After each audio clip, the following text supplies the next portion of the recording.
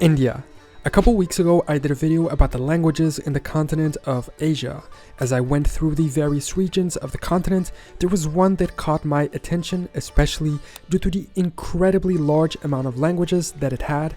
India. Save the prevalence of Hindi in the north, almost each Indian state has their own main language. If they were their own countries, many of them would have their own main language, not to count the thousands of other dialects that exist on a local or regional level. So this got me thinking, are there any other significant differences between the various Indian states? And what if these differences were enough to make them want to separate from each other? Those are the two topics we're going to cover in this video by answering the hypothetical question, what if India broke up?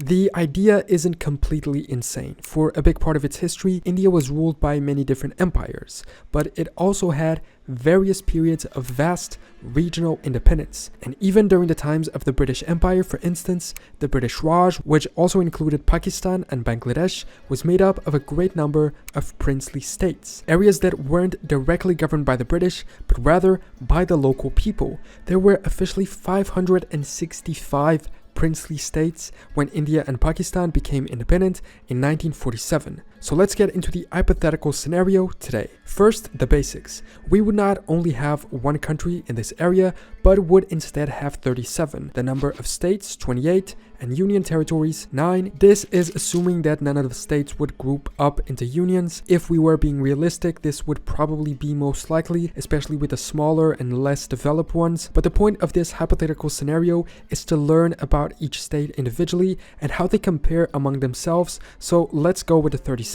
Also, in case you don't know, I didn't either before this, the difference between a state and a union territory of India is that the state has its own government and a degree of autonomy, while a union territory is administered directly by the national federal government of India, sort of like Washington DC for the US or Brasilia for Brazil. Puducherry and Delhi are the two exceptions, and they have an elected legislature and government since they were granted partial statehood status. In the scenario that all of them would become independent, this would immediately pose a challenge to most of the territories because, unlike the states, they have no established government structures and organizations. Speaking of those governmental organizations, the most likely scenario in this case is that each of the new countries would become an independent republic, likely full-on democracies as India is today, with their own parliament and their own president, with a balance of power between the two, maybe varying in each case. India is one of the biggest, if not the biggest democracy in the world, so I think it's unlikely that any state would become non-democratic or revert back to a monarchy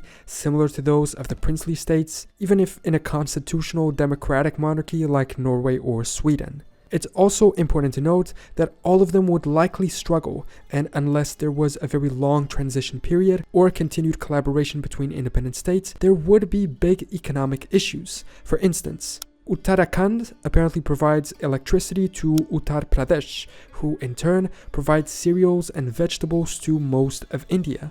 So every state's GDP depends on their exports to other states. Maybe larger, more populated and developed, richer states would do best, but still, I believe that all of them would struggle with independence. What about the flags of these new countries? Today, each Indian state or territory has its own flag. However, all flags consist only of a white field with the state's emblem on it. The emblem is usually a seal or coat of arms of sorts with local elements and a choice of colors. Should each of the states become independent, then these would likely have to be redesigned into full-on flags, taking into account the colors and symbols used to represent each region. Most of the states use the national emblem, which depicts these 3 lions. If a united India disappeared, then these would likely be removed, and some states actually only use it as their symbol, so in those cases, full-on new flags and symbols would have to be chosen. This got me thinking that it would be a good idea to have a flag contest to redesign India's state flags. If you want to participate, just go to my Twitter and reply to this tweet with your flag proposal, and after a couple of weeks, the flags with the most likes will win a prize of €100 Steam gift certificate. Speaking of population, how would these different states differ in that regard? Population density in India has a very irregular distribution. You have areas with hundreds of millions of people, while other ones only reach a few hundreds of thousands. There's also a big difference from state to state. For instance, Uttar Pradesh up north has 200 million people and accounts for over 16% of India's total population, while Maharashtra in the south has 112 million and accounts for 9%. Bihar and West Bengal, also up north, are next with 91 and 72 million, 7.5 and 6% respectively. Then all other states have only 5% or less of the country's total population. In fact, there's a total of 16 states, more than half, that represent less than 1% of the national population each. Although we need to keep in mind the base value is very high, India is one of, and soon the most populated country in the world. For instance, Uttarakhand has only 0.8% of the national population, but still has 10 million people, as big as the whole country of Portugal, for instance. The 5 least populated states are Sikkim with 600,000, Dadra and Nagar Haveli and Daman and Diu at 585, Andaman and Nicobar Islands at 380, Ladakh with 274,000, and Lakshadweep with 64,000. It's a small island. Speaking of Sikkim, it would be an interesting case in itself. Sikkim is located between Nepal and Bhutan, and it used to be a fully independent country, then being annexed by India in 1975 only. The Kingdom of Sikkim had existed since 1642. Although its independence was always kind of partial, it was initially a tributary state of Qing China, then a protectorate of Tibet, then of the British Empire, and finally joining India. Sikkim is also one of the smallest states in territory. Although it isn't the smallest, Goa, Delhi, Dadra, Puducherry, Chandigarh, and Lakshadweep are even smaller. Puducherry is a strange case. It has 4 districts that are territorially disconnected. In the case of independence, it's strange that it would continue to exist like this. It's more likely that the districts would be absorbed by the states that they border. Dadra and Nagar Haveli and Daman and Diu are similar.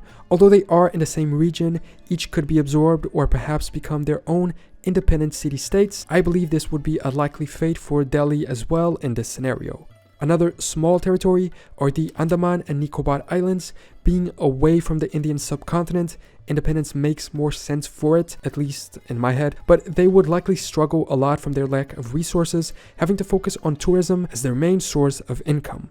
India is a very large country, but it has so many subdivisions that if they became countries, its states wouldn't be that big when compared to other countries worldwide. The largest state is Rajasthan, followed by Madhya Pradesh and Maharashtra, each with over 300 million square kilometers. Rajasthan would be bigger than countries like Malaysia or Poland, but still behind Germany or Norway, for instance. The economies of Indian states are very different, and their contributions to the national GDP as well. Of course, that in the case of independence, it's likely that all their GDPs would go down a lot, but I think we can assume that states that have the larger GDPs today are generating more money in their regional economies and would therefore have a stronger economy upon independence. As we can see on this map, the states in the darker tones would be the largest economies. The ones up north, especially the northeast, are the smallest. Sikkim, Nagaland, Arunachal Pradesh, Mizoram, and the Andaman and Nicobar Islands are the smallest economies. Maharashtra is the biggest economy with a GDP of around 350 billion US dollars, although this data is a little outdated, followed by Tamil Nadu at 230, Uttar Pradesh at 210, and Gujarat and Karnataka at around 200 each. This map from 2019, again outdated, shows us which countries would match each Indian state's economy. I'm not sure how the Indian economy has developed since 2019, but this allows us to understand the really big dimension of Indian states. Some alone match the economies of countries like Denmark, Norway, Portugal, Hungary, or Greece. When it comes to GDP per capita though, this changes. India has a lot of people, like a lot, and so despite having these high levels of regional economies, each region also has millions of people. This causes the GDP per capita to be very low. When we list them by power purchase parity, the highest GDP per capita in India is found in Goa at $19,000, followed by Sikkim at 18,000. One of the states with the smallest economies ranks so high here because they have a small population. It's odd because the real GDP for these two states, for instance, are just over $5,000, but when you convert it to PPP, it grows it to 19 and 18,000. This is because PPP is the rate at which the currency of one country would have to be converted into that of another country to buy the same amount of goods and services. Essentially, the price of products and services influences the value. The GDP per capita of these states in rupees would convert to $5,000 directly, but in order to buy what you buy with that amount in India and the US, you would need 19,000. In Delhi, the GDP per capita is also 15,000. These top three are still below the world average, which is 20,000, smaller than countries like Thailand, China, or even Belarus. The smallest are Jharkhand, Uttar Pradesh, and Bihar at 3,200, 2,800, and $1,900 each, equating countries like the Comoros, Guinea-Bissau, or Sierra Leone. When it comes to currency, it's interesting to consider whether each of them would get their own currency or if they would keep the national currency despite independence and some type of monetary union like the Eurozone in Europe. I believe that this would be the most likely. I don't see 37 new currencies suddenly emerging overnight. But money isn't everything. When it comes to HDI, the Human Development Index, which is a composite index that takes into consideration health, economy, education, and income. The closer the value is to 1.0 the best. In India, the national value in 2018 was just over 0.6, but there are some states that perform better. In this map, we can see the territories that do best in green. It's likely that these states have people with a higher quality of life and would therefore maintain it in case of independence. The worst levels of HDI in the country are in these three northern states, which are all below the national average of 0.6. The higher level states would match the HDI of countries like Bosnia, Iran, or China, while the lowest match places like East Timor, Nepal, or Namibia. And what about religion? Would that be a big difference between these new independent countries? The answer is not so much. The vast majority of India follows Hinduism as their religion. Population-wise, this accounts for around 80% of the people, and the distribution is countrywide, so there are very few states where Hinduism isn't the majority. Muslims represent 14% and are only the majority in the northeast in Jammu and Kashmir, as well as Lakshadweep. Perhaps in case of independence, these would be the only two Muslim countries created, if Jammu and Kashmir didn't join Pakistan, since it's a disputed region altogether. According to the 2011 census, almost all other states are of Hindu majority, except those that are Christian. I didn't know about this. Apparently, Mizoram, Arunachal Pradesh, Nagaland, and Meghalaya.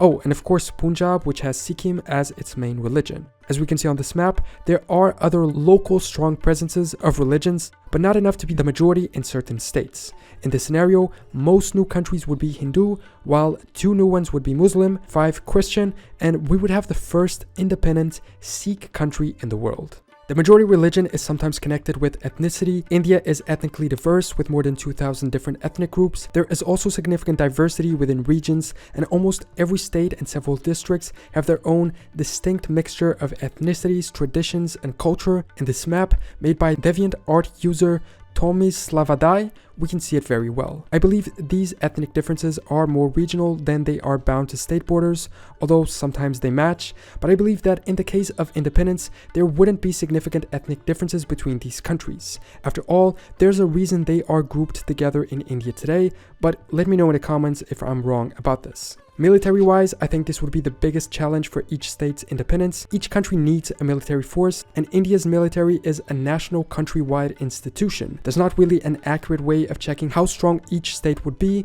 I guess the ones with the most population and better economy would do best. The only thing we can do is see how northern states have a higher amount of people signing up for the military, but it makes sense since they are in border regions, handling the territorial disputes with Pakistan. Essentially, it seems that there's very little chance of this ever happening. As far as I know, there are no separatist movements in India, but following the scenario of each state being independent, we get to learn important statistics about each of them, and especially about how they compare to each other. learning how they differ in size, population, size of their economy, and quality of life of their people, among so many other factors, not to mention the significant religious and cultural differences. What do you think? Would you like to see each Indian state become independent? Do you think there's any chance at all of this happening? And what would happen if it did? Let me know in the comments along with any additional information or corrections you may have. Remember to participate in the flag design contest if you're interested in winning the prize or just want to participate for fun. Thanks so much for watching this video. Subscribe if you want, and I will see you next time for more general knowledge.